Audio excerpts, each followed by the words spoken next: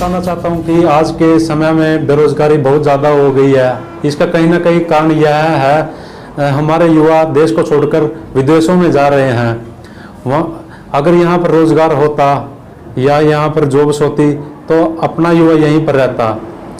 हमारे पास काफ़ी संख्या में युवा साथी आते हैं और सिर्फ अच्छी जैसी जॉब चाहते हैं। वो उनका यही प्रश्न होता है कि सर हमको यही नहीं पता जॉब कहाँ पर है। तो पहले हमने करनाल भी काम किया है। ये तो करनाल क्या होता है, जैसे जो जॉब प्लेसमेंट की फीस वगैरह होती है वो हाफ सैलरी लेते हैं, लेकिन हमने निसिंग में अपने क्षेत्र में इसलिए किया है कि भाई अपने जो लड़के हैं इनको रोजगार मिले और कम से कम फीस पे मिले। हमारी बिल्कुल कम फीस होती है, कोई भी बेरोजगार भाई है वो पे कर सकता है, इसको कोई बड़ी बात नहीं है ये। ना ही हम हाफ सैलरी लेते हैं। करनाल में पता क्या होता है, 10th की DMC प्लस ब्लैंक चेक रख लेते हैं और जब उनकी हाफ सैलरी आती है तो उसके बाद उसको वो वापस करते हैं और फिर जो कैंडिडेट होता है वो हाफ सैलरी उनको देता है।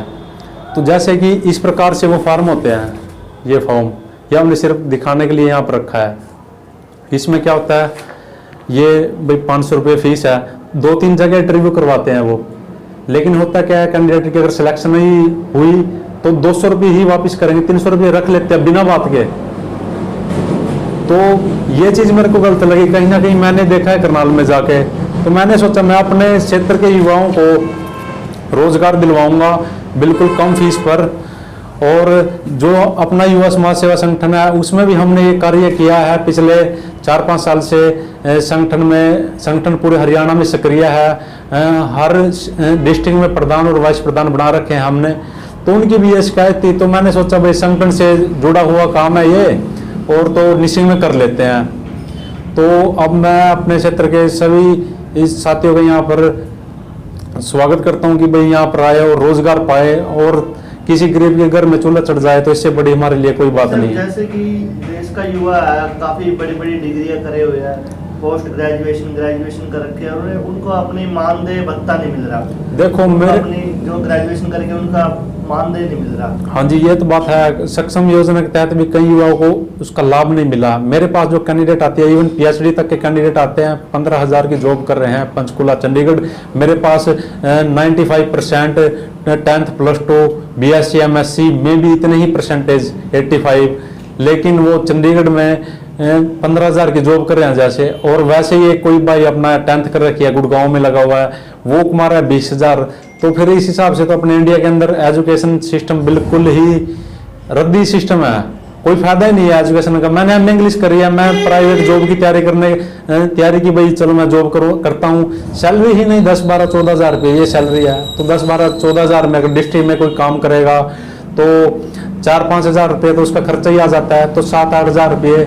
तो ये लेवल हमारे एजुकेशन सिस्टम का हो रहा है। भाई राजीव दीक्षित ये बात कहते थे कि भाई जो अपना एजुकेशन सिस्टम है वो बिल्कुल रद्दी है। 1935 में लॉर्ड मैकाले जब इंडिया में आए, उन्होंने गुरुकुल पद्धति को ख़त्म किया और जो ये CBSE और HBSE लागू किया, तो इसका हमें नुकसान ही हुआ है। तो जो गुरुकुल पद्धति थी हमारी वो बहुत अच्छी थी। उसमें क्या होता था, मैं आपको एक छोटा सा एग्जाम्पल देता हूँ। गुरुकुल पद्धति में कोई फेल होने की कोई भी संभावना नहीं थी, कोई भी फेल नहीं होता था। तो ये लॉर्ड मैकाले ने 1935 में किया कि भाई जो भारत के युवा है इनका मैं हौसला तोड़ूंगा।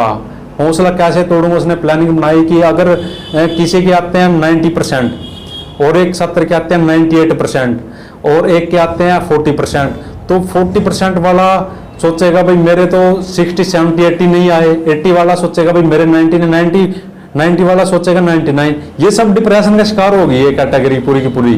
उनके घर के जो बोलेंगे कि भाई तेरे से आगे निकल गया वो, तू पीछे रह गया। तो ये चैलेंज 99 पॉइंटों में भी आगे जाएगा। तो जो युवा फेल हो गया उसको तो समाज जीने ही नहीं देगा, कहीं ना कहीं कहेगा फेल हो गया तू कुछ नहीं कर सकता, तेरे 1 साल बर्बाद हो गया। तो ये अपनी शिक्षा पद्धति नहीं थी भाई साहब, ये शिक्षा पद्धति लॉर्ड मैकाले की है और उसका आज रिजल्ट इतना भरपूर देखने को मिल रहा है हमको कि इतनी संख्या में बेरोजगार साथी आते हैं कि हमको रोजगार मिल जाए। लेकिन गुरुकुल पद्धति होती तो आज हम खुद के मालिक होते, खुद का प्रोडक्शन होता, खुद प्रोड्यूस करते सामान को। लेकिन हमारी सोच नौकरी वाली बनेगी। मैं तो कहता हूँ अपना काम करो, नौकरी तो चौथा दर्जा है, लेकिन चलो फिर भी हमने समाज सेवा संगठन से जुड़ा हुआ ये कार्य किया है तो युवाओं को रोजगार देंगे।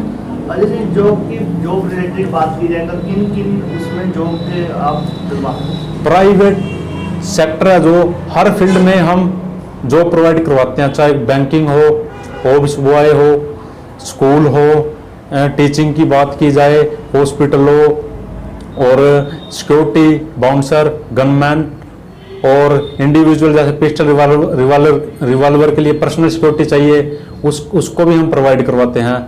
तो हर क्षेत्र में ही जॉब दिलवाते हैं और युवाओं का एक विश्वास भी बनता है कि कहीं ना कहीं कि अगर युवाओं के साथ कोई गलत होता है, ज्वाइनिंग नहीं होती, तो बकायदा उसकी पेमेंट वापस भी होती है, नहीं तो उसी पेमेंट में उसकी ज्वाइनिंग दूसरी जगह करते हैं और ना ही किसी युवा की पेमेंट रखते हैं।